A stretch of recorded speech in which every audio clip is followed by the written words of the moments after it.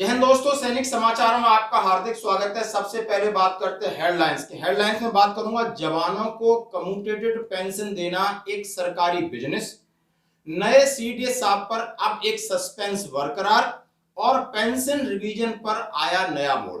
खबरें देखते विस्तार से। सबसे पहले बात करते हैं कि जो भी जवान पेंशन जाता है उनके लिए एक कम्यूटेशन का एक उनको डिक्लेरेशन देना पड़ता है कि आपको 50% कम्यूटेशन चाहिए कि नहीं चाहिए, लेकिन उसका फायदा और नुकसान की आज थोड़ी सी बात करेंगे, जिसके ऊपर कई सवाल उठ रहे हैं। जैसे सवाल उठ रहे हैं कि आज से पहले जब हम एफडी करते थे बैंक में तो 14 से 15% ब्याज मिलता था और तभी का ये कम्यूटेशन के टेबल के हिसाब से आपको कम्यूटेशन की जो रिकवरी होती है देने के बाद उसका भी रेट ऑफ इंटरेस्ट इसी हिसाब से था।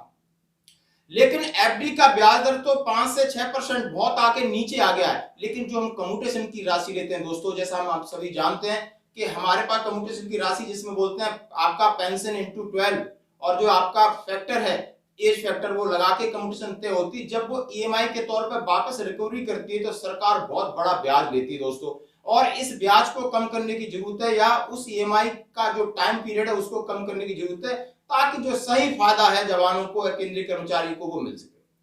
दूसरी बड़ी बात करते हैं दोस्तों कि सीडीएस यानी चीफ डिफेंस स्टाफ पर अभी सस्पेंस बरकरार है। जैसा कि हम सभी जानते हैं कि जो वर्तमान में सेनाध्यक्ष है नरवणे साहब अभी भी दौड़ में बने हुए हैं। आज वो सेवानिवृत्त हो रहे हैं और जनरल मनोज पांडे आज भारतीय सेना का कार्यकाल संभाल रहे हैं। लेकिन बात यह भी आई है कि हो सकता है कोई रिटायर्ड जनरल साहब भी सीडीएस बन सकता है, ऐसा सस्पेंस बरकरार है। आज की न्यूज है, नहीं तो ये घोषणा पहले कर दी जाती थी। अभी कुछ संशोधन चल रहा है, ऐसा समझने और सुनने और न्यूज में आया दोस्तों।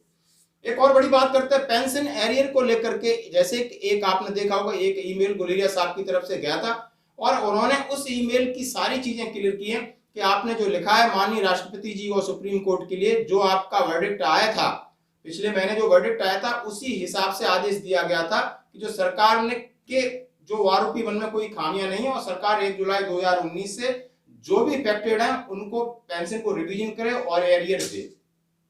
रही बात ओआरओपी 2 संशोधन की, तो वो मामला कंसीडर है और कंसीडर कर लिया है, संशोधन चलता रहेगा। यानी ये बात एक राहत भरी हम समझ सकते हैं कि नहीं कि जो देना है वो तो पहले दीजिए, यानी पेंशन रिवीजन का काम शुरू हो गया है और ओआरओपी 2 के ऊपर जो भी फैसला बाद में आएगा हम बाद में देखेंगे। दोस्तों आज तक की खबरों में इतना ही, बने रहिए हमारे साथ। जय हिंद।